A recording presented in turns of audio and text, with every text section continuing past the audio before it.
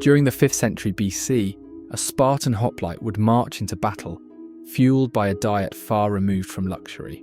Their primary pre-battle meal was melas zomos, or black broth, made from pork boiled in blood, salt and vinegar. It was served hot, often with barley bread, and considered a core element of a warrior's preparation. Unlike Athenian soldiers who might enjoy wine, fruits and oil-rich dishes, Spartans maintained a strict, almost ritualistic simplicity. The black broth was identity. Foreign visitors found it revolting. One story tells of a Sybarite who tasted it, spat it out, and joked that he now understood why Spartans were so eager to die. But beyond the shock factor, the meal served practical purposes. The pork provided fat and protein. The vinegar acted as a preservative. The blood added iron, crucial for energy and recovery. Combined with barley porridge, it created a slow-burning, durable source of fuel, ideal for prolonged physical strain. Barley itself was a staple in the Spartan diet. It digested slower than wheat and provided sustained energy. Before battle, it was boiled into a thick mash or baked into flat loaves.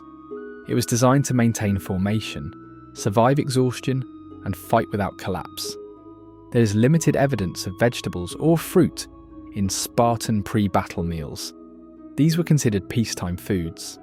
Olives, cheese, and figs were consumed in daily life. But before combat, focus shifted to heavy, efficient calories. Drinking was also controlled. Spartan soldiers were allowed wine, but only in strict moderation. Drunkenness was seen as weakness.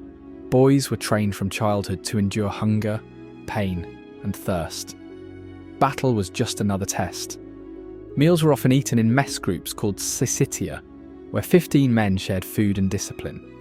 Refusing to eat with one's mess was punished. Eating alone was forbidden. The act of eating itself reinforced unity. Compared to modern pre-workout meals, or even Roman military rations, the Spartan approach was minimalistic but deliberate. No sweets, no comfort food, just functional fuel, built for endurance, not taste. The goal was to survive the phalanx. Thanks for watching to the end. Don't forget to like, comment and subscribe for more videos about history.